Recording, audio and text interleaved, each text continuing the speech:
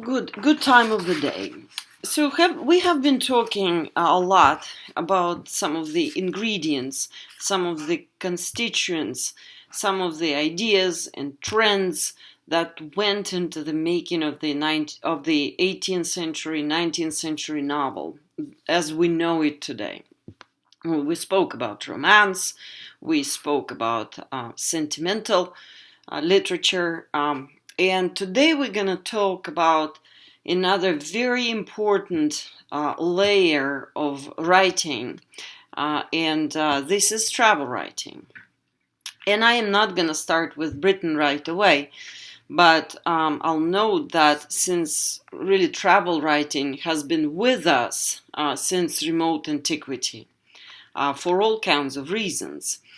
And for all kinds of reasons, people left home and hit the road. And that's why we have been really reading a lot of accounts that were produced precisely by travel.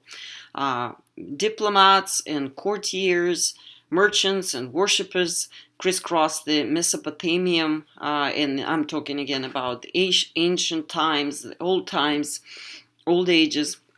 Mesopotamian triangle, as you see here, and this is, we're talking about 3,000 years before current era.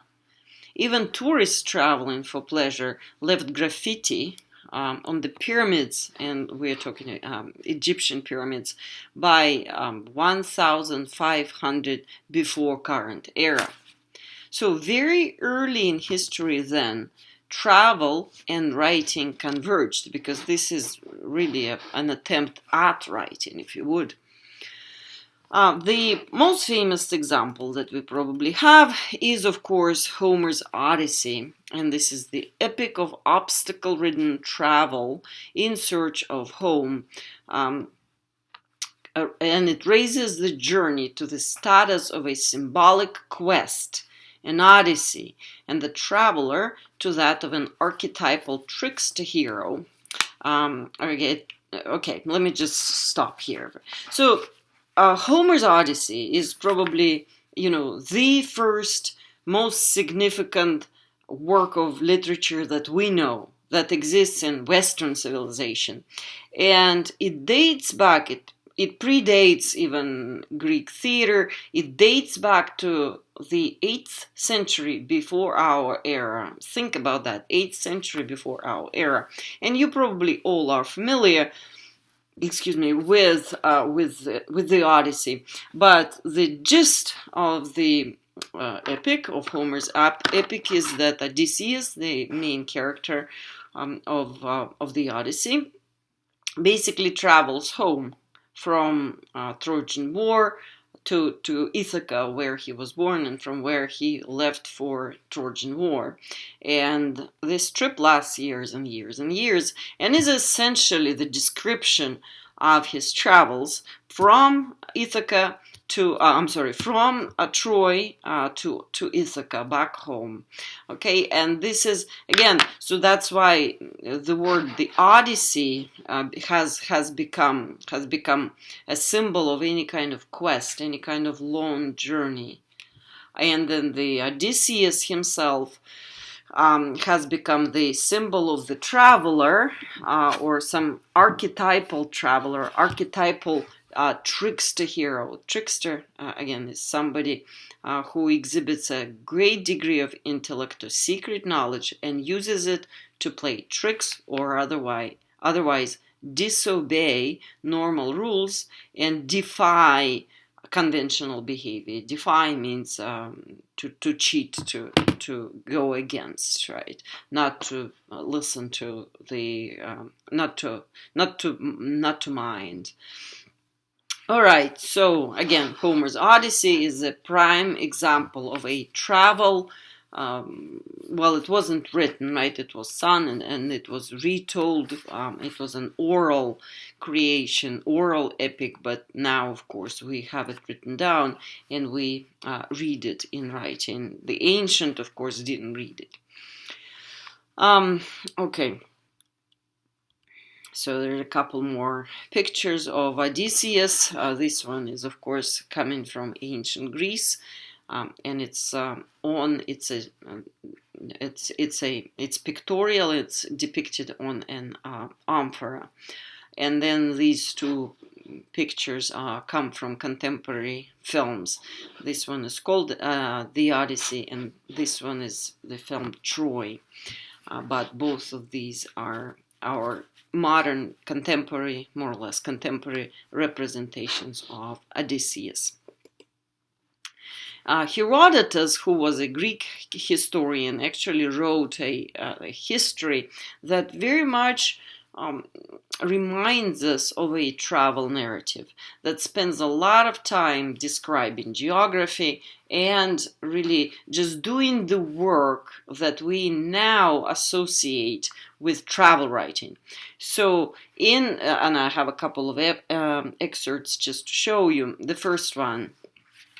So the cities which were formerly great have most of them become insignificant, and such as are at present powerful were weak in the olden time. I shall therefore discourse equal in both, convinced that human happiness never continues long in one stay. So you see here again, this is not how we would write history today.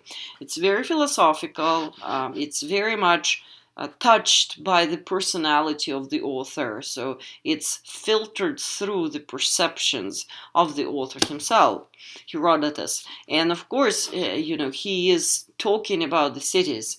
And of course, again, this is part of history, but the way he's doing it, it's very much also reminiscent to us of travel writing. Okay, the next quote I'll read.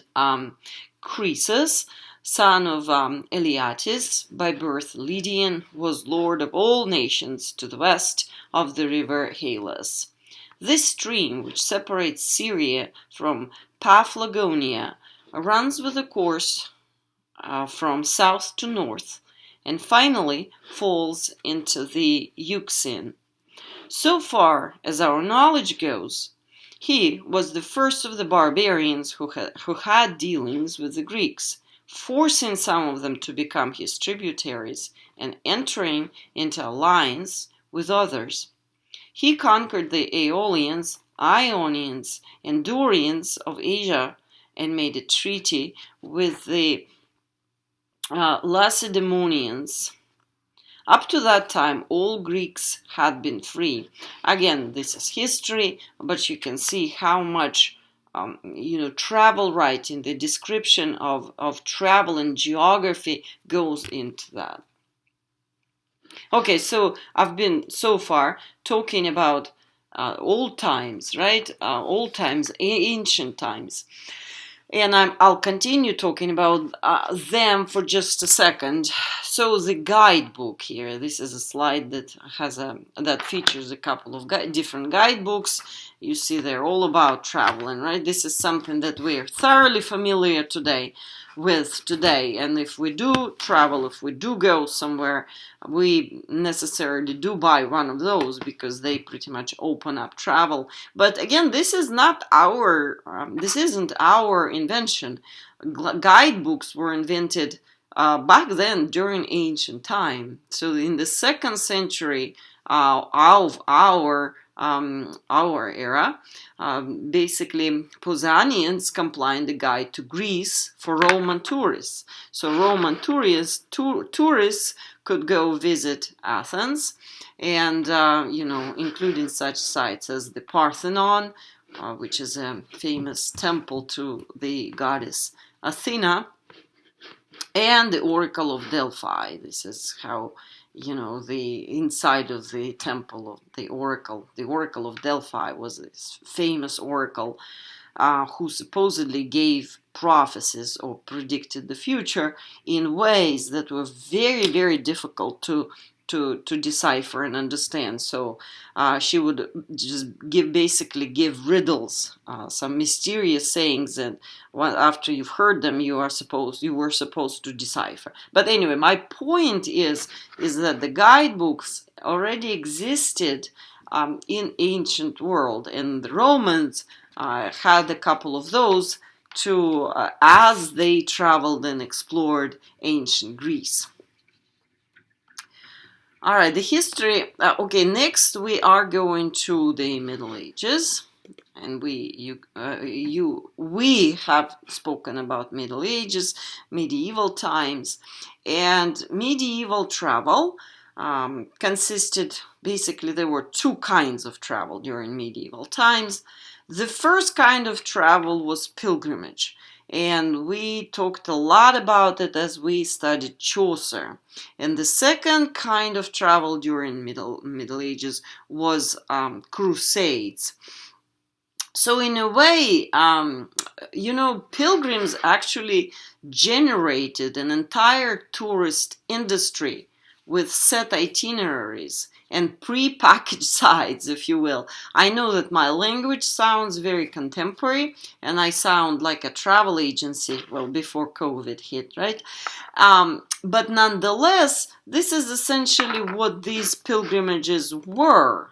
And we talked about that when we discussed Chaucer and his characters. They were traveling to Canterbury Cathedral, and that was their destination. So their package basically was already set up from the start. They all knew where they were going.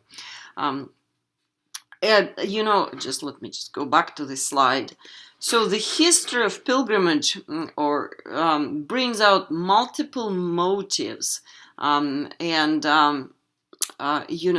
mixed motives behind these big movements, behind this travel that was taking place in the Middle Ages. And first, of course, there was sincere devotion, right? So some of the pilgrims who were traveling towards these sites of worship, and Canterbury Cathedral, for example, is one of them, of course, were, devout Christians. And they went precisely because they were devout Christians. They went to show the degree, the extent of their faith, of their beliefs in their Christianity, in Jesus Christ. But that was not the only motive. Apart from that, simple wanderlust was one. So simple kind of craving for something wonderful, something outside the norm, something that you've never seen, adventures in a way, right? Sights that would be amazing to you. So wanderlust. Another motive behind medieval travels was the urge to escape one's sodden, smelly cottage, especially after the long winter. So just again, looking for what we now say change of scenery.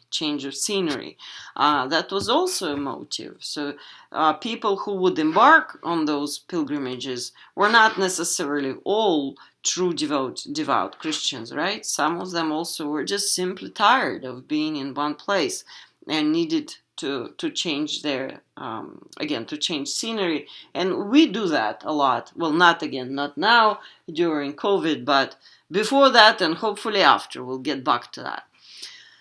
Okay, reason number 4 was the kind of lure of worldly distractions along the way, which is similar basically with wanderlust. So some of these travelers would not only allow themselves to be diverted and distracted along the way, but would actually go embark on a pilgrimage like that precisely in order to get distracted along the way.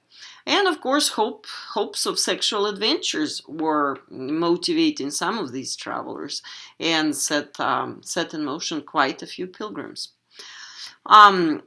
Travel really also, those who did embark on these pilgrimages also fulfilled their or looked as though it was a kind of a good booster of status, social status. So you were looked good upon if you went.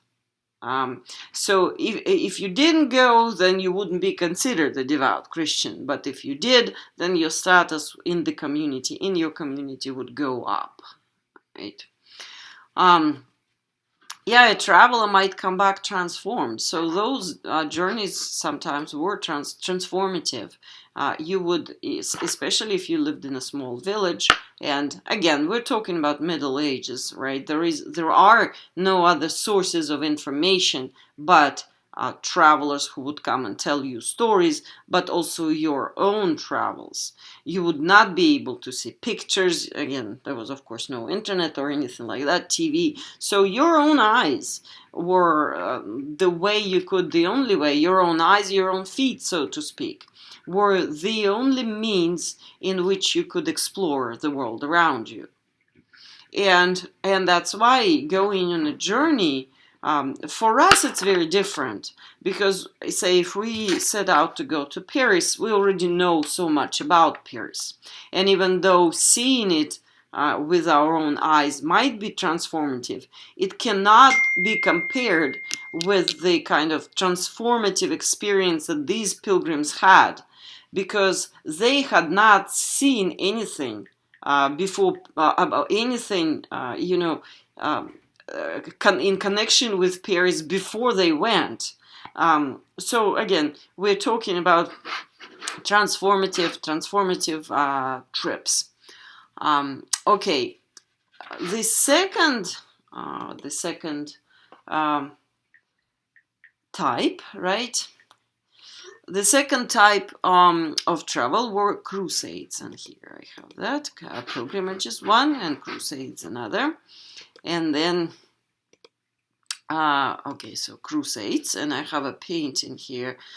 Crusades basically, again, that was not the travel mode per se, right? This is something that kind of predated, and pilgrimage isn't either, right? So pilgrimage had one sole goal of basically going to the place of worship and then expressing your faith, as we spoke last semester when we spoke about Chaucer. And the Crusades were not a travel per se, right? They actually, it was a massive influx of conquest-obsessed European Christians into the Middle East who wanted to confront these so-called Saracens, who were different in religion and culture from themselves. So it was not quite travel. It was something that, again, the Europeans thought that they were spreading their faith, so to speak, spreading their beliefs, religious beliefs. Okay? But it actually does prefigure some of the cultural confrontations that were associated with later explorations and colonization. That was, again, a global phenomenon. All right, the medieval paradigms of pilgrimage and crusades gave way to new modes of engagement with observed experience and curiosity about other cultures. So again, if during the Middle Ages, pilgrimages and crusades were kind of the chief method of traveling, then as we go along in history, and we are approaching a different era, we'll call it heroic era, we have different paradigms of traveling, right? Which kind of more modern engagement with the experience that we can observe, right? And the curiosity that motivates us as we go and look at other cultures. So, okay, this period is very important for us as we study literature, because this is where travel begins, and this is where the kind of travel writing that is important to the establishment and birth and establishment and maturation of the novel, this is where it all happens. Okay, so this is the period that is marked by these voyages and explorers, right? Drake, for example, Francis Drake, the British um, British Navy man. He circumnavigated the globe, so was sailed around the globe between 1577 to 1580, and that was a marker that actually changed the nature of travel itself. And then Sir Walter Raleigh, again a famous discoverer, explorer. I, by the way, live near the city, not near, but not very far from the city of Raleigh, which is in North Carolina, and it's named after Walter Raleigh and his so-called discovery of Guyana and the book that he wrote about it in 1595. We also have, again, this new era of traveling was also some of the names here that I'd like to mention are Thomas Harriot and John Smith, which is, of course, kind of the ultimate English name, right? John is the most common name and Smith is the most common last name. But basically, both of these explorers are across the Atlantic Ocean and founded the so-called First Empire, England colonies in North America and the Caribbean, and they did it all before 1700s. Okay. And what is important, what is very, very important, as I've already told you with Sir Walter Raleigh, not only did they go places, but they also wrote about these places. So as exploration came to serve royal and mercantile interests in a more organized fashion, reporting, so writing about it, became an integral part of it itself.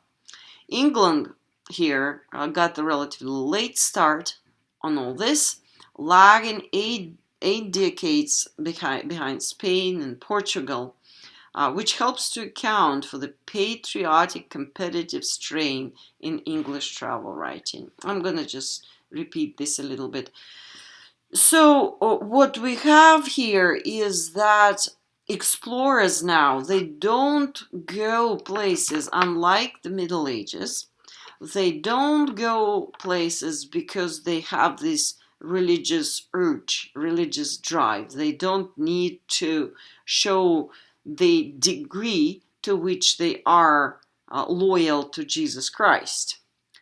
What they go for is done in the service of the king or the queen, right? And also in the service of a pound, money, right? Mercantile interests are financial interests. And so once travel is recalibrated, basically, to serve royal and financial and mercantile interests, it becomes more organized. And again, very, very important is that these travelers begin to write about their travel. So reporting becomes part of the travel. And what I'm also saying here is that England was behind other countries, behind Spain, behind Portugal. And that's why, in order to show the world that it was not kind of backward, right, despite being behind, it kind of compensates for this lag or lagging with this patriotic and competitive strain or atmosphere or element, right, that is typical of English travel writing, but less typical of Spanish and Portuguese.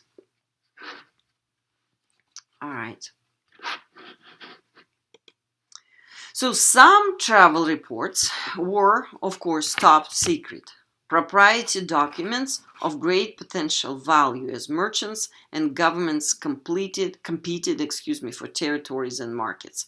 So European powers are now beginning to compete for both territories and markets, right? So their market economies are gaining weight, and thus they need to really They need territories, they need markets in order to sustain their growth, in order to sustain their development. And this is where travel becomes really necessary, and it serves royal national interests, actually, and of course mercantile financial interests, right? But what is also happening is that travel acquires this political dimension. So as it spreads, as it helps to promote national interests, it becomes politicized, right? It's not just, again, the travelers going to worship God, right? Although crusades are, very, very political in this respect, but here we have a different kind of being political because of economy. And that was not present in the travels during the Middle Ages.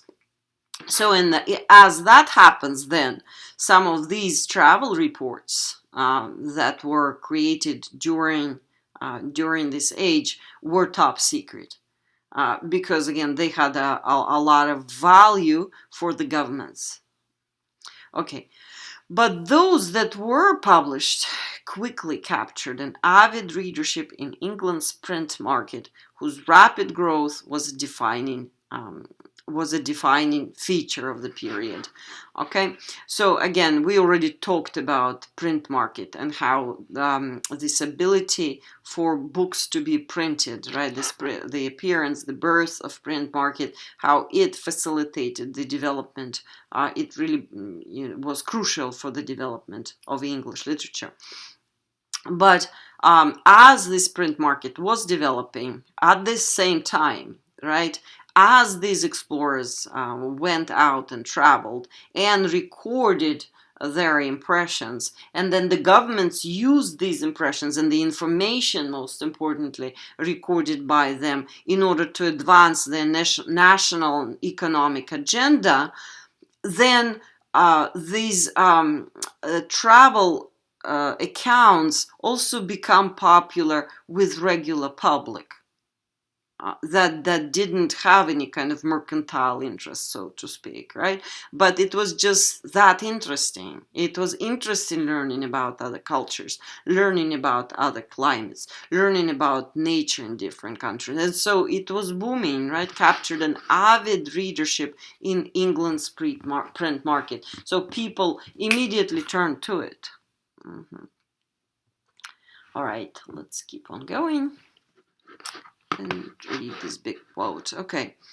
Already top sellers in the relatively limited 17th century book market, travel books continued to dominate the market throughout the 18th century as literacy rose and authorship burgeoned. So what this sentence says is that as soon as they appeared in the 17th century, these travel narratives became very popular. But then they continued. They were not just a kind of a fashion that comes and then disappeared. They continued to be popular. Then they continued to dominate the market throughout the 18th century, during the 18th century, because, again, more factors, more kind of historical, social factors are coming into the picture.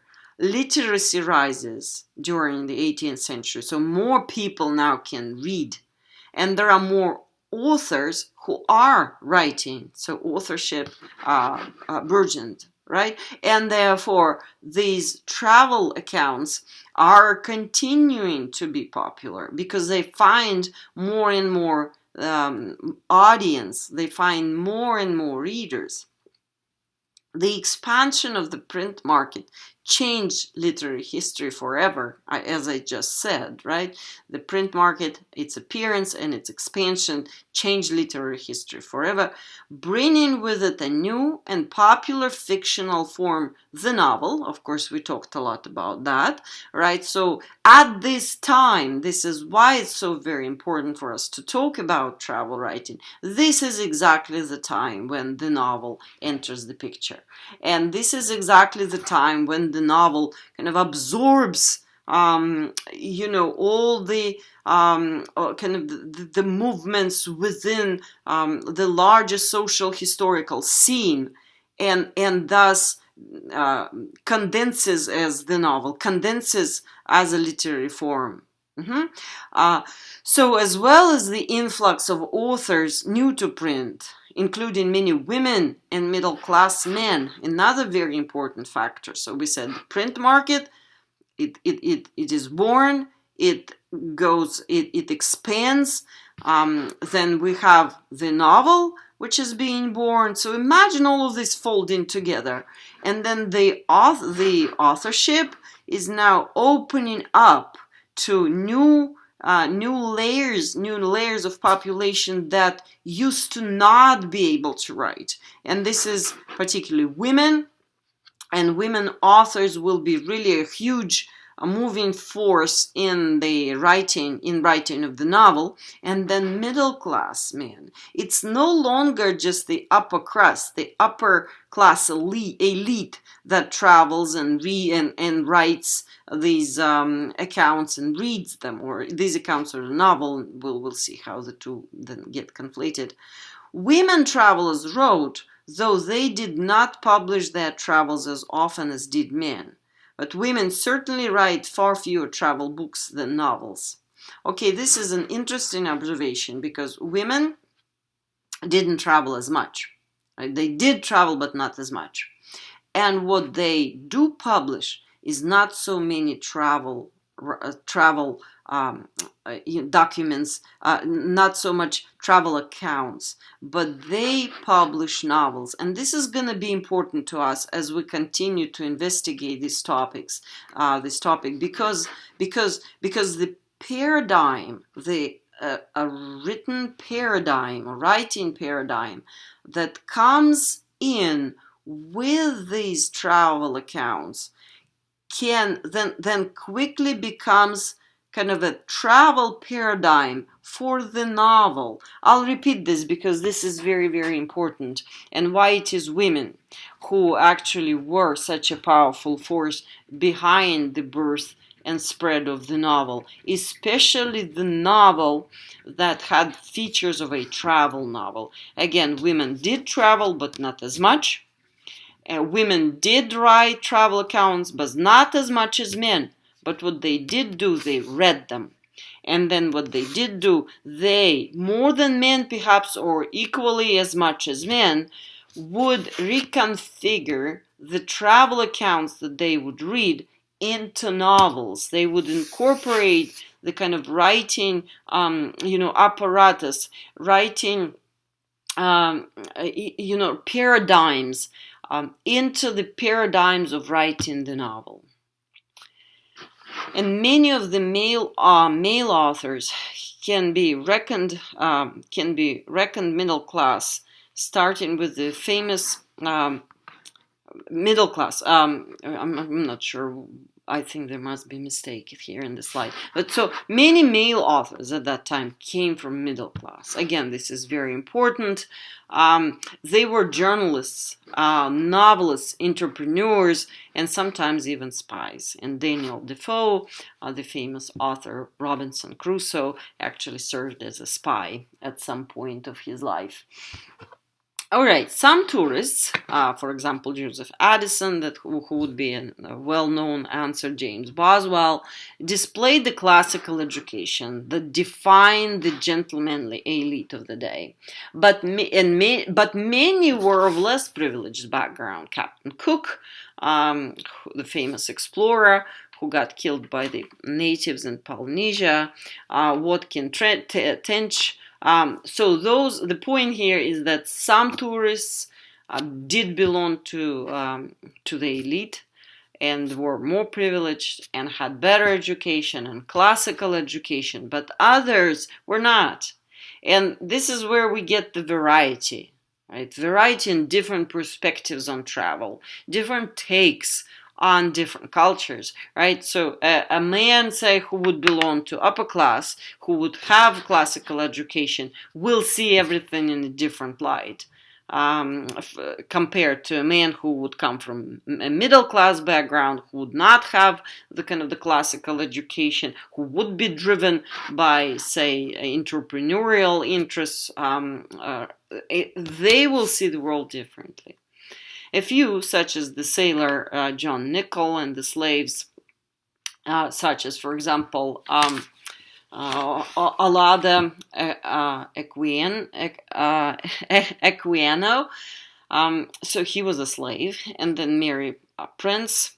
They were downright plebeian, so they came from the lowest and lowest. Again, a slave. This is a slave, but nonetheless, and I think, let me see. I thought I had his portrait. Well, here he is. Right. So again, Alada Equiano. And he was a slave, but his travel writings were absolutely popular. They are now studied as part of the canon. They are very much in every anthology of English literature. He wrote under the pseudonym of Gustavus Vasa. Okay, so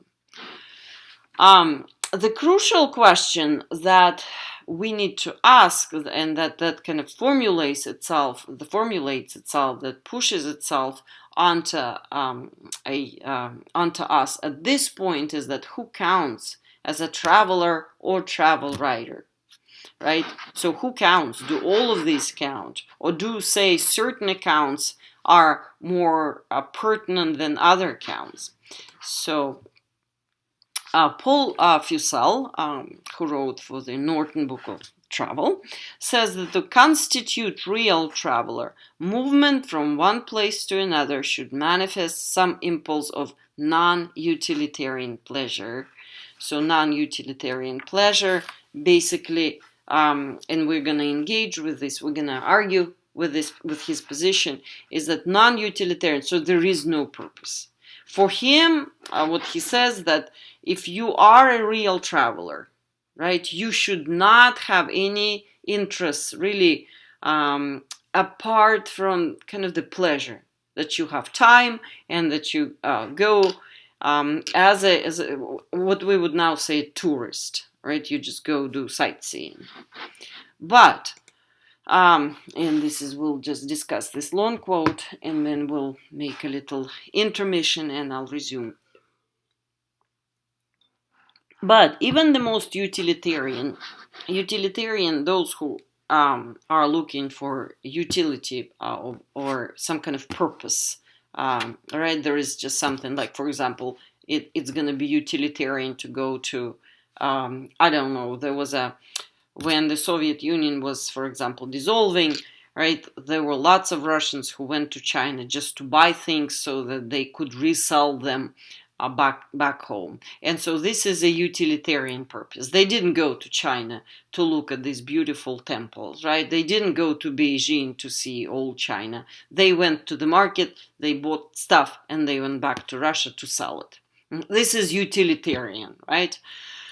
But again, even most utilitarian of travelers enjoy such pleasure at some point of their journey. So what I'm saying here is that travel, regardless of with what purpose it's executed, is always has some element of pleasure, always has some element of, kind of the tourist element. If we follow this definition, which is the definition above, right?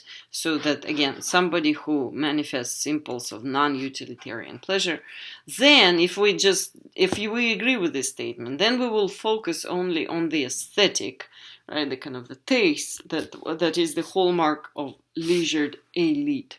So if we think that to be a traveler and to write a travel account, you have to just go for fun, right? For pleasure. Then we will only choose the product of the leisured elite, so elite upper class who has a lot of time, a lot of leisure, right? And that would be the only category that we would choose for our analysis.